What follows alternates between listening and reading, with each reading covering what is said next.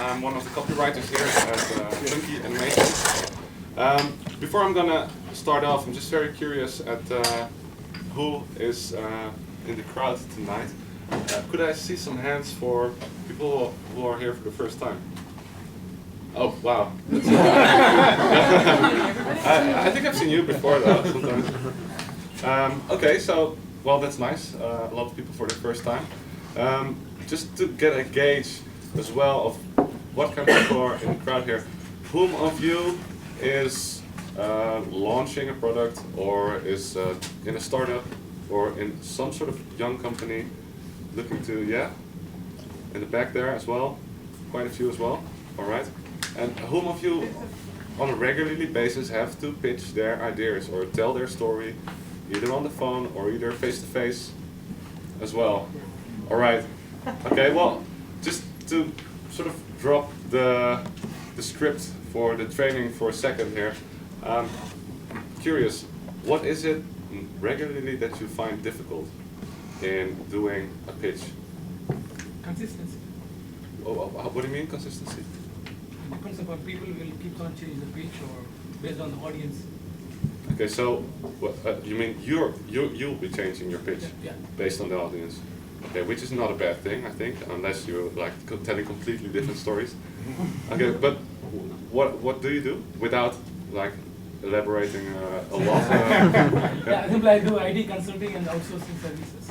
All right, ID consulting. All right. Who else has difficulties in telling their story or their pitch? Yeah. Getting to the core of your product. Getting to the core. Oh, okay. So telling, like saying what you want to say in a concise way. Right. Okay. And in what kind of branch or what kind of area? I'm launching an app. An app.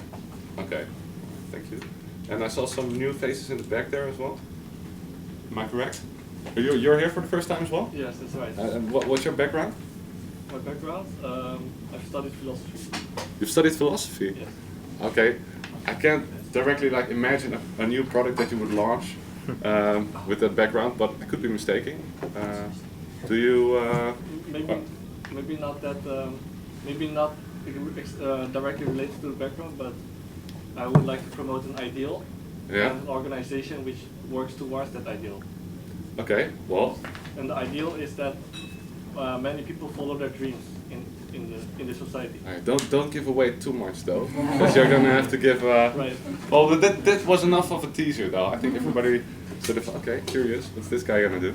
But we'll give him some time to like work on the story, so he'll make even a bigger impact than he now already has. To kick off, what are we gonna do tonight? Well, basically we're just gonna teach you how to write an awesome story and to bring it in a very compelling way. What makes us so good at telling stories? I'll tell a little bit about Funky. I'll tell you how low context works, how high context works, and how this influences the way you select information for your story.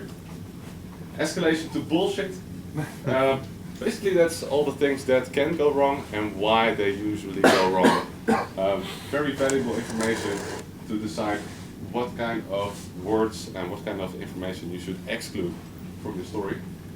Then just a couple of hands-on writing tips.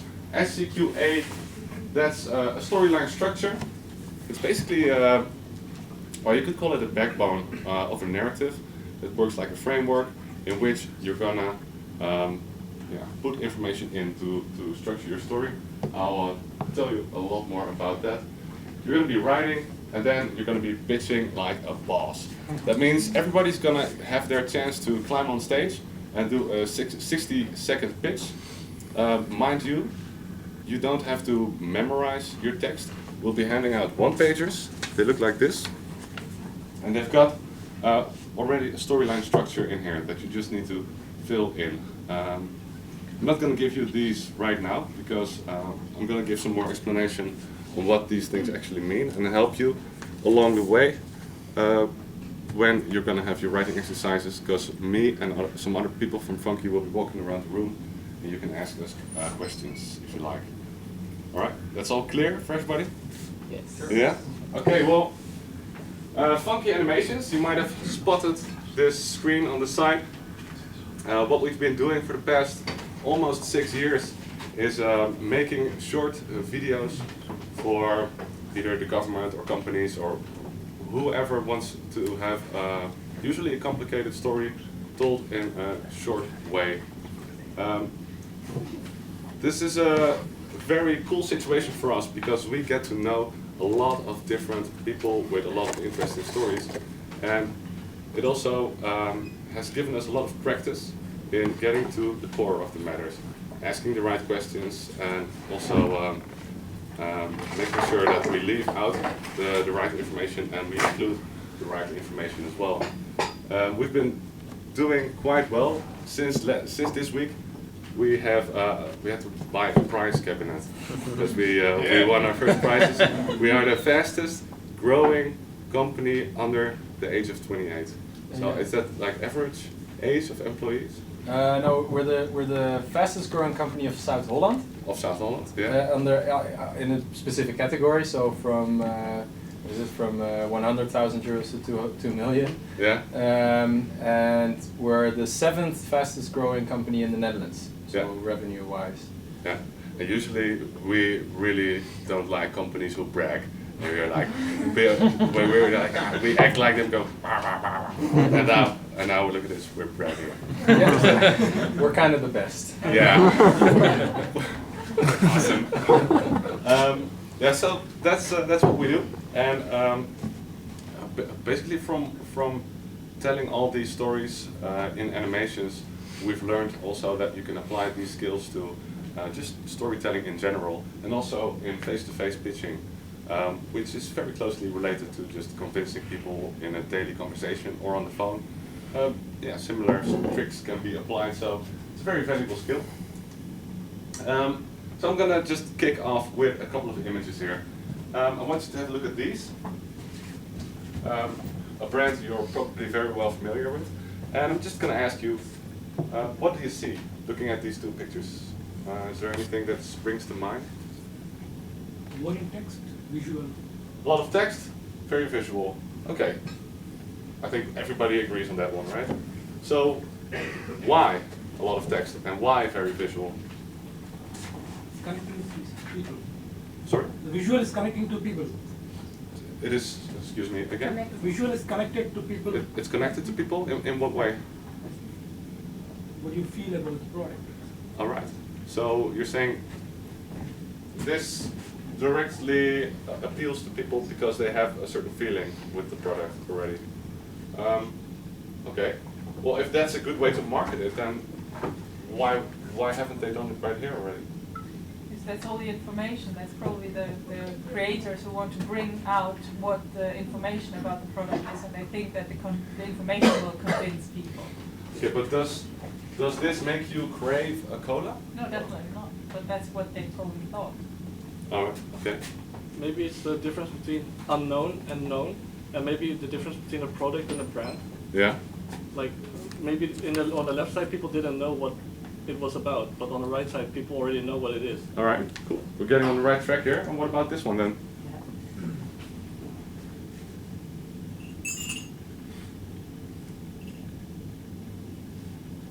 Even better, maybe. I could have replaced this one with a poster they've been putting up in bus stops for a couple of weeks now, which is just like an en profile of what is it? Yeah, burger. Yeah, burger and fries. Fries. Yeah, the burger and the fries. This is the same thing as the Coca-Cola pictures. When McDonald's first started out, nobody was really familiar with the concept of a drive-through restaurant. So they really had to explain to people, okay, so it is a restaurant, but you can pick up your food from the outside. You don't have to get out of your car, you pick it up and you go anywhere, you can eat wherever you want, or you can come here, sit at the desk, what do you call this? The tafeltjes, the tables. Yeah. So they had to explain basically the whole concept here. Well, obviously, right now everybody knows what McDonald's is about, and all they have to say is, love me, eat me, you know, juicy. So there's Both of these companies, they have made a progression in the amount of context that is available to their target audiences. And context is basically just information, but it can relate to a lot of different things. It can relate to an industry in itself, so either a food or beverage industry or software, ICT. It can relate to a company, and it can relate to a specific brand or a product. It could be that you are releasing a new app, and everybody knows what an app is about. But say your app works in some sort of magic, revolutionary way that you, for example, don't have to touch it, or you just hold it near your head and it just magically works, then there is a lack of context about how this works with people, but they already know a lot about the industry and maybe your company if you've released previous apps. So when you start off with either an entirely new branch, such as the people who produced soda drinks, like Coca-Cola at first, they had to explain everything. And they had to start from the context or sort of the frame of reference that people already had. So they started with, okay, what do people know? Well, they know soda. So let's start with soda. It's sweet, people know syrup. So it's like, okay, so it's like a soda, syrup, and it's carbonated, and they had to just use all the context that was available from there. And the people who either start in their industry, in their company, with something new or with a new product, they basically have to do all the heavy lifting. Because they are the ones who build context. Coca-Cola was a context builder. They did all the heavy lifting, and companies like Pepsi, they just got in and they could just go like, I know what that guy does. It's like, I'm just tasting better, and just surf along on the wave of information that this guy has already left in his wake. Now, the amount of information that is already available for your target audience, no matter what your product or service is, that depends, the amount of information influences the way you include or exclude material in your own story. So, a lot of common mistakes are made, like something we call escalation to bullshit. First thing is if you overestimate the amount of knowledge that is possessed by your target audience. This is a very common mistake, because if you are an employee or an entrepreneur or anybody passionate about something you do professionally, then it's very likely that you know a lot of people in your close circle who do either the same thing, have the same level of intelligence or interest, and you very quickly get used to using a certain language in which you all understand each other, and people outside of your sort of bubble don't understand you anymore. You start using language as integrated hypercloud social mobility solutions, which sounds really professional and really flashy, but if you try to sell your integrated hypercloud social mobility solutions to, let's say, a bakery shop on the corner of the street, he'll be like, I could exactly. And so there's a disparity here between the amount of context the IT dude assumes there is and there actually is. So that's one way to escalate the bullshit. The other one is to assume that somebody is already familiar with your company,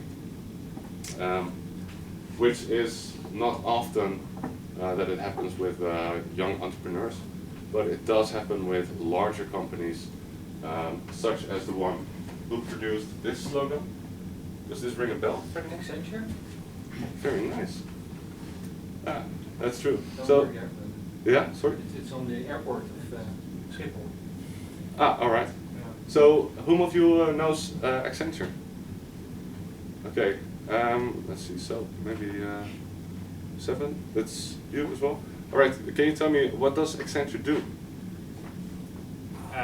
Accounting, revision, Yeah, some consulting. Consulting and accountancy. Yeah. Yeah, all right. Whom of you didn't know Accenture yet? Yeah. Okay. For example, if I would have shown you this slogan, would you have linked this to accountancy? And still, people think they can distract themselves by using these kind of slogans. That's the second way to escalate the bullshit. So either you think somebody knows a lot about your sector and the technology and the products, or you think people already know a lot about you.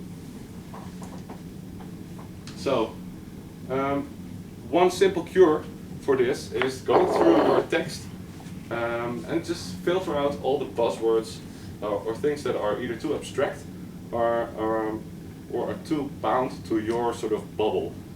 Words like transparent, I mean, that could mean basically anything.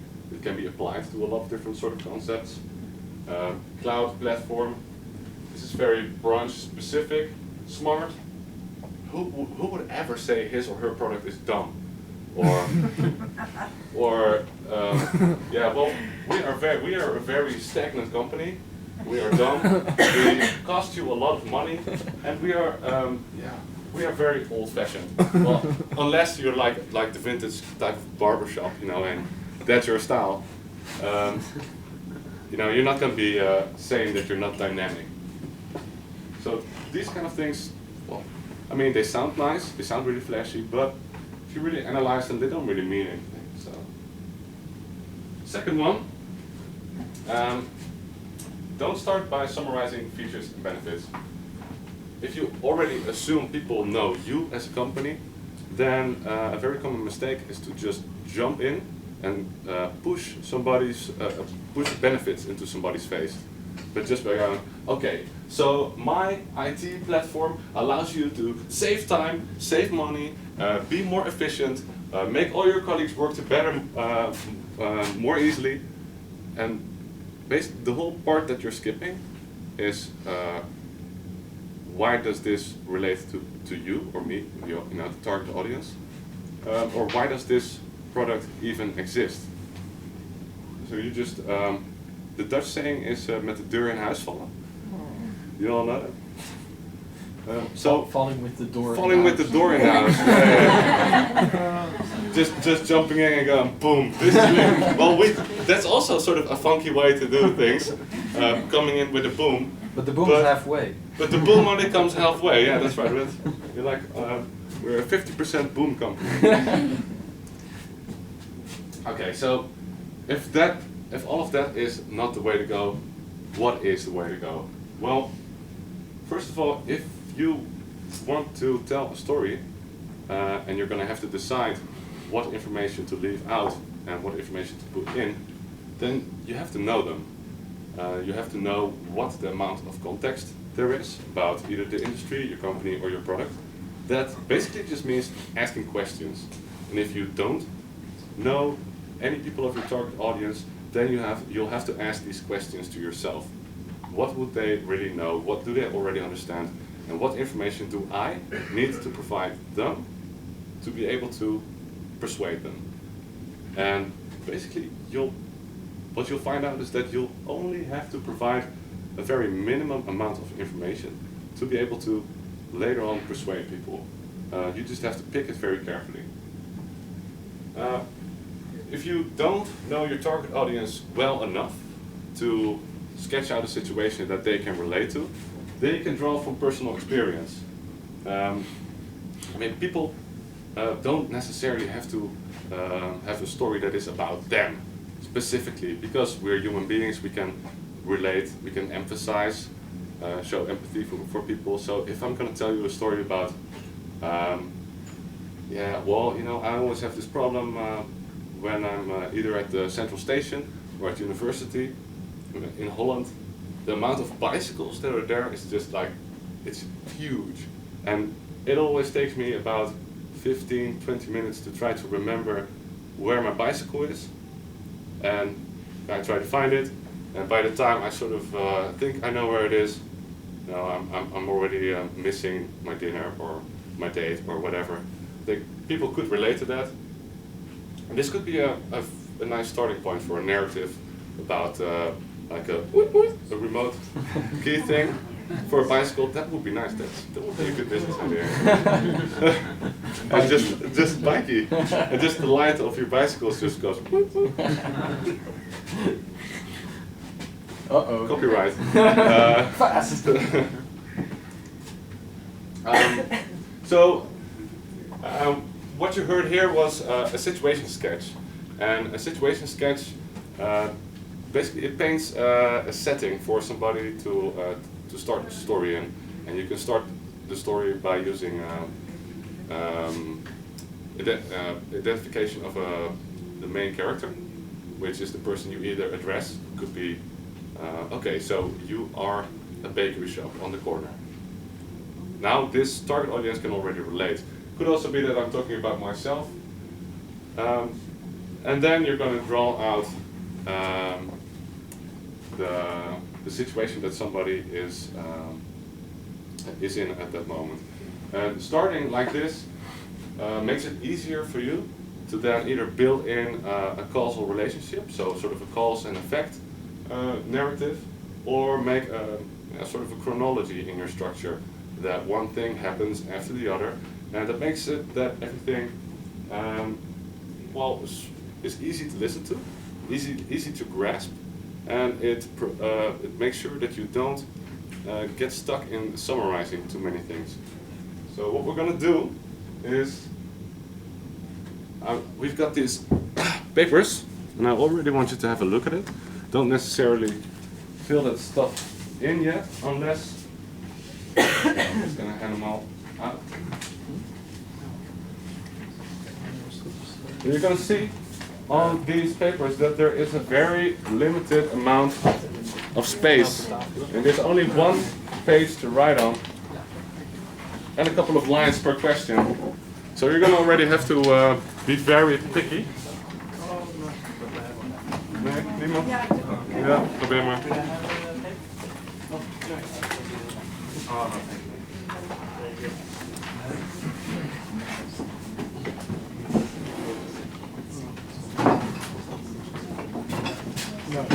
So, I already told you about this. I already gave that away. I was talking to that because I was trying to do the presentation from my head, and I forgot that this frame is still coming. So, so you start off with a situation. Allows your audience to decide: is this story addressing me? Is it meant for me? Should I even pay attention, or does this story is the story centered about somebody else, and am I in a position that I need to empathize with somebody else? But at least it gives your target audience a choice to do so. And then we're going to look for a complication. Well, a problem arises. So in this situation, the person has a certain desire. In the case of me walking on Central Station, my desire is basically to get home, and I want to find my bike. Complication is there are 20 gazillion bikes at Rotterdam Central Station, and I can't find them. A problem is usually the best if it is recognizable for your target audience, and that's what comedians like Eddie Murphy are very good at. They pinpoint the exact recognizable problem that everybody is like laughing and feeling sometimes maybe a little bit guilty for him putting the finger on the sore spot. And why is that funny? Well, it's funny because it's true. Usually, it's people recognize themselves in it, and from this recognizable problem or from this recognizable situation, people will start to get more interested in what your solution is going to be. If you can very precisely define a problem, then you're actually already halfway in convincing people. You're certainly on the right track to engaging your audience to your story. So what you're going to do, and it's alright to dramatize a little bit, is just tell people what the world looks without your product. You can tell them about crappy umbrellas that just go poof every time you walk out the door. I mean, that's a very recognizable thing, right? I mean, I've already busted 3 umbrellas, and that could be a very nice story to tell about, the Sense storm umbrella. Or going to a club, thinking, hey, that's an awesome song. Can't ask the DJ because you're talking to people. The song is being mixed already. Another thing, you're trying to remember it, but you're too drunk. Next day, you've tried to remember all this awesome music and just, it's lost. So we just found out that with an app, Shazam, you can recognize certain tones, patterns, and you can just hold your telephone in the air and blah blah blah. So you can already hear this sort of cause and effect relationship in the narrative. Try to look for recognizable problems, such as this one. This is actually a real case. Yeah. This was before Alex found out what Google Docs is. I mean, we usually we sound really innovative, but we're actually finding out stuff as we go along the way. It still hurts to look at this. Yeah. So I think this is a real situation. This happens, when you work together with some people, and the document just gets sent around version on top of version on top of version. It's a recognizable problem, and I think people, I've already named the solution. I mean, Google Docs or any sort of cloud or online way of working together. So I'm just going to skip that one. But you end your situation sketch by summarizing the problem. So why isn't there an easy way to work together on the same document? Or why isn't there an easy way to find my bicycle within 10 seconds? So you could either summarize your problem by capturing your desire in one sentence, or making your quest for a desire something central in your life, or in the life of your target audience, as if for that one moment it is the only thing that person cares about. So why isn't there an app that can turn out everybody's sounds of their telephone while I'm doing a workshop? So I'm going to give you an assignment, and you'll just be writing, and the funky people are going to be just chilling out and walking around, and if you need any help, just ask us. I'll put my hands up. All the funky people. Yeah, funky people, Put your hands up. Yeah, so it's basically Alex and I, Yep. which is alright. No, you're also funky, but you haven't written many scripts yet. Sorry.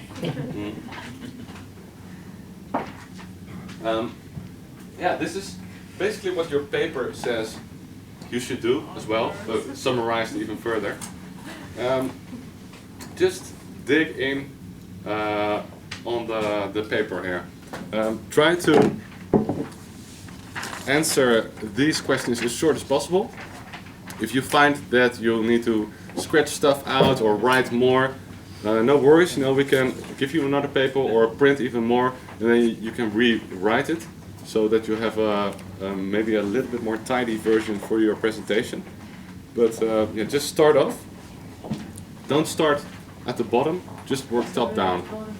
So basically, works like this. Identify your target audience.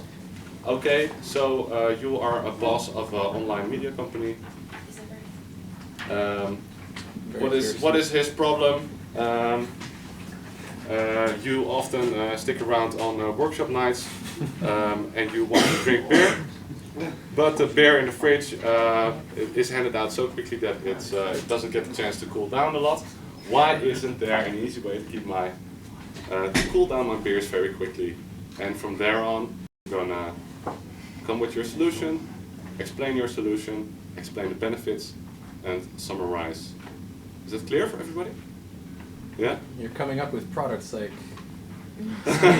on the spot. Freezy. Cool. Okay, well, good luck everybody. We're just gonna put a little bit of a tune on, maybe turn some lights on for everybody, and good luck.